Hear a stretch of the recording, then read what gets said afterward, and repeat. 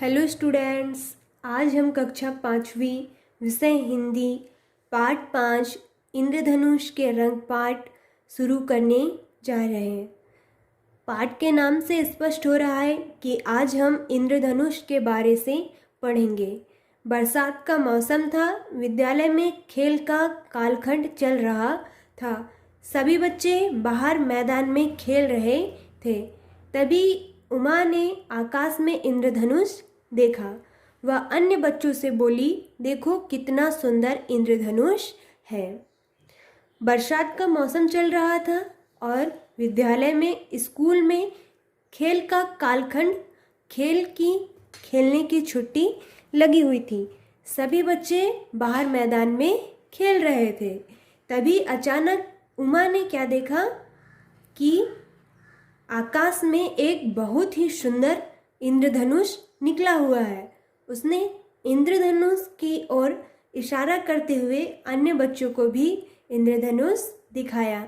जैसे कि इस फोटो में तस्वीर में दिखा रहा है कि सारे बच्चे इंद्रधनुष की ओर उंगली करके दिखा रहे हैं और इंद्रधनुष बहुत ही सुंदर दिखाई दे रहा है। सुमन, आसमान में इंद्रधनुष कितना सुंदर लग रहा है। वहीं कोई विद्यार्थी बोल रही है कि सुमन, जिसका नाम सुमन है, कि आसमान में इंद्रधनुष कितना सुंदर लग रहा है। फिर सबीना बोलती है, इसके रंग कितने सुंदर हैं। अनुराधा, यह कैसे बनता है। सुनील, चलो नसीम, हम गुरुजी के पास चलते हैं। सुनील और नसीम गुरुजी के पास गए और धीरे धीरे सभी बच्चे वहां आ गए। गुरुजी को इंद्रधनुष दिखाते हुए सभी बच्चे एक साथ बोले, गुरुजी, इंद्रधनुष कैसा बनता है। इंद्रधनुष कैसे बनता है।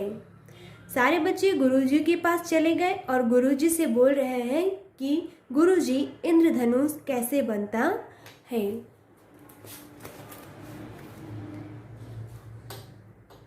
माइकल, इसमें इतने सुंदर रंग कौन भरता है। माइकल गुरुजी से प्रश्न कर रहा है कि इसमें इतने सुंदर रंग कौन भरता है। उमा, इतने सारे रंग कहाँ से आते हैं। सबीना, यह बरसात में ही क्यों दिखता है। सुमन, इतना सुंदर यह इंद्रधनुष आसमान में हमेशा क्यों नहीं रहता है। ये सारे प्रश्न गुरुजी से ये विद्यार्थी लोग, बच्चे लोग कर रहे हैं कि इंद्रधनुष बरसात में ही क्यों बनता है, इतने सारे रंग कहाँ से आते हैं और इसमें रंग कौन भरता है। तभी गुरुजी बोलते हैं, रुको रुको, मैं तुम्हारे सभी प्रश्नों का उत्तर एक एक करके दूंगा। सभी बच्चे शांत होकर बैठ गए। गुरुजी फिर बोले, वर्षा ऋतु में जब नमी बढ़ जाती है तो पानी की बारीक बारीक बूंदें वायुमंडल में तैरती रहती है।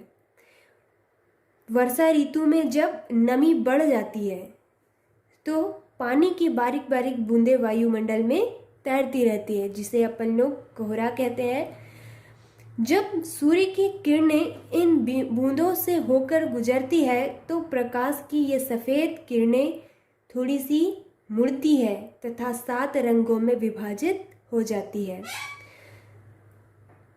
जब सूर्य की किरणें इन बारीक बारीक बूंदों पर पड़ती है तो प्रकाश की ये सफ़ेद किरणें थोड़ी सी मुड़ती है तथा 7 रंगों में विभाजित हो जाती है और इन्हीं रंगों से इंद्रधनुष बनता है। आप लोगों ने भी आकाश में इंद्रधनुष बनते देखा है। इसीलिए इंद्रधनुष भी उतनी ही देर दिखाई देता है जितनी देर तक बूंदों के द्वारा प्रकाश को रंगों में बांटने की यह क्रिया चलती रहती है। इसी बीच इंद्रधनुष के रंग गहरे होते हैं। उमा, गुरुजी, क्या इंद्रधनुष के इन रंगों का कोई निश्चित क्रम भी होता है। उमा गुरुजी से पूछ रही है कि क्या गुरुजी, इंद्रधनुष के रंगों का कोई निश्चित क्रम होता है। गुरुजी, हाँ, इन रंगों का एक निश्चित क्रम होता है। गुरुजी बोल रहे हैं कि हाँ, ये रंग स्टेप बाय स्टेप एक के बाद एक निश्चित क्रम में होते हैं। ये रंग होते हैं, पहले बैगनी, फिर जामुनी, नीला, हरा, पीला, नारंगी और सबसे लास्ट में लाल। इन्हें हम बैजानी हपीनाला सूत्र द्वारा आसानी से याद रख सकते हैं। इसमें इन रंगों के पहले अक्षरों को लिखा गया है, जैसे कि बैगनी का बै, जामुनी का ज, नीला का नी, हरा का ह, पीला का पी, नारंगी का ना और लाल का ला। इन शब्दों के पहले अक्षरों को लिखकर एक सूत्र बना है, जो इन 7 रंगों को याद करने का एक छोटा सा फॉर्मूला है, जिसे हम बैजानी हपीनाला के नाम से जानते हैं। इसमें इन रंगों के पहले अक्षरों को लिखा गया है। हरजिंदर, गुरुजी कभी कभी आकाश में एक के ऊपर एक 2 इंद्रधनुष भी दिखाई देते हैं। गुरुजी, हाँ, कभी कभी ऐसा भी होता है। बूंदों के द्वारा प्रकाश के अलग अलग दिशाओं में मुड़ने के कारण ऐसा होता है। सामान्यतः इंद्रधनुष में लाल रंग ऊपर और बैगनी रंग नीचे होता है। जब आकाश में इंद्रधनुष निकलता है तो उन 7 रंगों में बैजानी हपीनाला रंगों में बैगनी रंग सबसे नीचे होता है और लाल रंग सबसे ऊपर होता है, जैसा कि इंद्रधनुष में दिखाई दे रहा है। लाल रंग सबसे ऊपर है और बैगनी रंग सबसे नीचे है।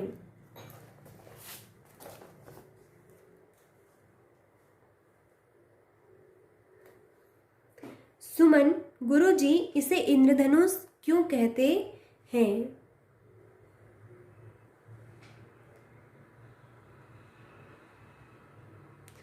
सामान्यतः इंद्रधनुष में लाल रंग ऊपर और बैगनी रंग नीचे होता है, जैसा कि इंद्रधनुष में दिखाई दे रहा है। किंतु यदि इसके ऊपर दूसरा इंद्रधनुष बनता है तो उसके रंगों का क्रम उल्टा होता है। इस ऊपर वाले इंद्रधनुष में बैगनी रंग ऊपर और लाल रंग नीचे होता है। जब एक साथ 2 इंद्रधनुष बनते हैं तो रंगों का क्रम उल्टा हो जाता है। जब एक इंद्रधनुष बनता है तो लाल रंग नीचे और बैगनी रंग ऊपर होता है। अगर एक साथ 2 इंद्रधनुष बनते हैं तो बैगनी रंग ऊपर हो जाता है और लाल रंग नीचे होता है। फिर सुमन कह रही है कि गुरुजी इसे इंद्रधनुष क्यों कहते हैं? गुरुजी, हमारी पौराणिक मान्यताओं के अनुसार इंद्र को वर्षा का देवता माना जाता है। पौराणिक मान्यताओं के अनुसार इंद्र जो भगवान है उन्हें वर्षा का देवता माना जाता है। वर्षा का देवता किसे माना जाता है? इंद्र को। वर्षा ऋतु में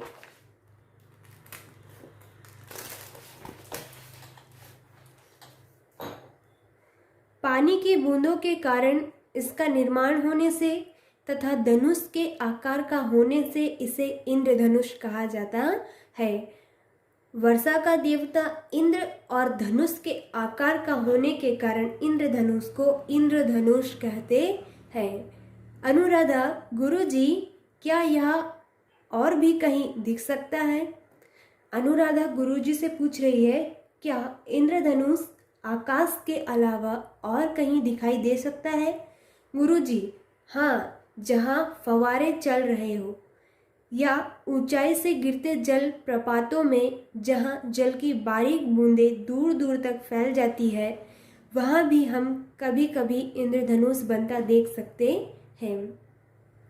सभी ने देखा कि धीरे धीरे आसमान में इंद्रधनुष धुंधला होता जा रहा है।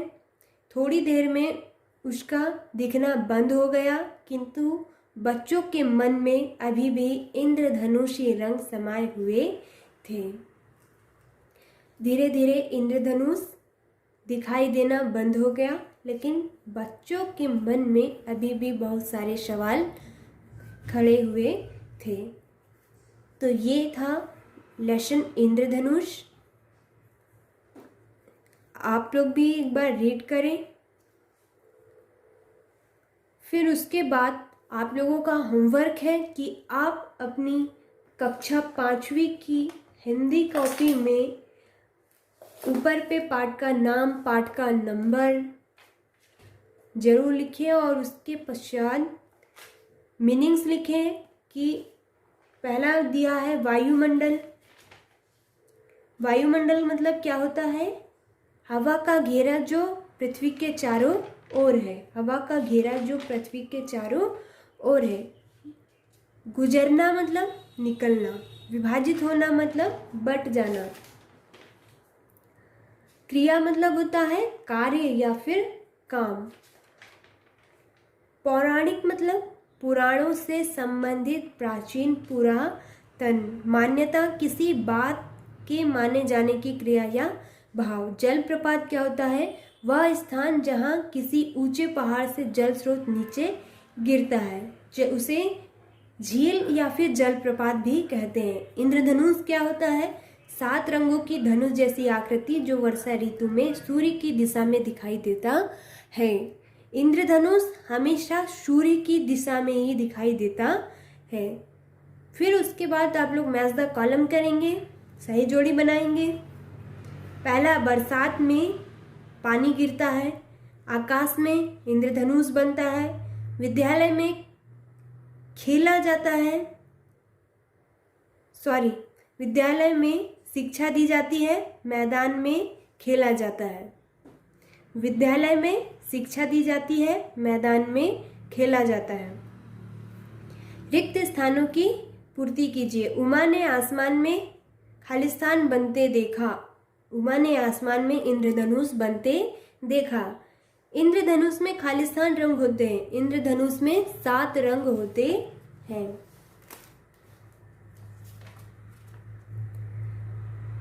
बूंदों द्वारा प्रकाश को रंगों में बांटने की क्रिया से इंद्रधनुष बनता है। इंद्रधनुष के रंगों का एक निश्चित क्रम होता है। उसके बाद है अति लघुत्तरीय प्रश्न। विद्यालय में कौन सा कालखंड चल रहा था? विद्यालय में खेल का कालखंड चल रहा था। सुनील और नसीम किसके पास गए? सुनील और नसीम गुरुजी के पास गए। बच्चों ने गुरुजी को क्या दिखाया? बच्चों ने गुरुजी को इंद्रधनुष दिखाया। इंद्रधनुष में कौन कौन से रंग होते हैं? इंद्रधनुष में 7 रंग होते हैं। बैंगनी, जामुनी, नीला, हरा, पीला, नारंगी और लाल। उसके पश्चात है लघु उत्तरीय प्रश्न। ये आप लोगों का होमवर्क है। आप अपनी हिंदी कॉपी में कक्षा 5वीं की ऊपर पे पाठ का नाम, पाठ का नंबर और जो हमने क्वेश्चन आंसर बताए हैं यह सभी आपकी कॉपी में होना चाहिए। लघु उत्तरीय प्रश्न के आंसर ये आप लोगों का होमवर्क है। सारे क्वेश्चंस, पाठ का नाम, पाठ का नंबर जरूर लिखेंगे।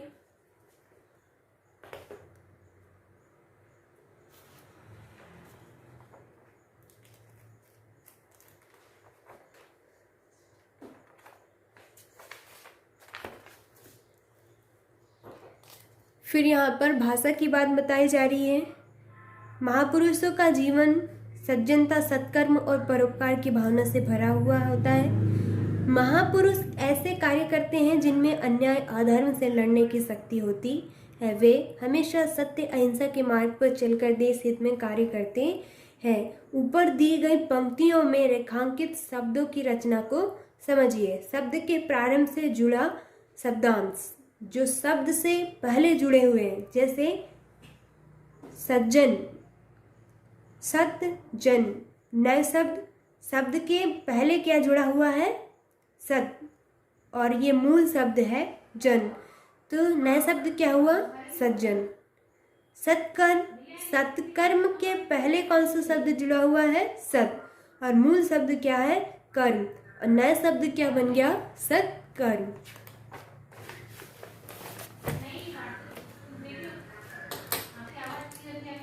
जैसे परोपकार के पहले कौन सा शब्द जुड़ा हुआ है? पर, तो क्या बन गया? परोपकार। महापुरुष के पहले कौन सा शब्दांश जुड़ा हुआ है? महा, तो क्या बन गया? महापुरुष। अन्याय अ अधर्म, अहिंसा, हिंसा के पहले अगर अ जोड़ देंगे तो क्या बन जाएगा? अहिंसा। धर्म के पहले अ जोड़ देंगे तो क्या बन जाएगा? अधर्म।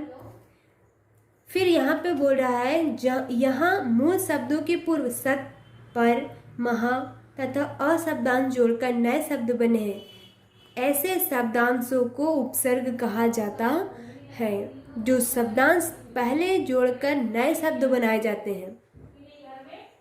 मूल शब्द में नए शब्दांश जोड़कर जो शब्द बनाए जाते हैं, ऐसे शब्दांश को उपसर्ग कहा जाता है।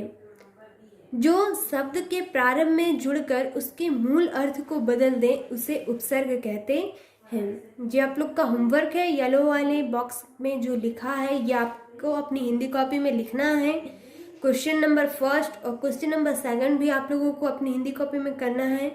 जैसे कि यहाँ से उपसर्ग आपको छांटना है। जैसे आचार में अ, अविश्वास में अ, पराजित में परा, अधपका में अध, अनुसार में अनु, निराधार में निरा, प्रकार में प्र।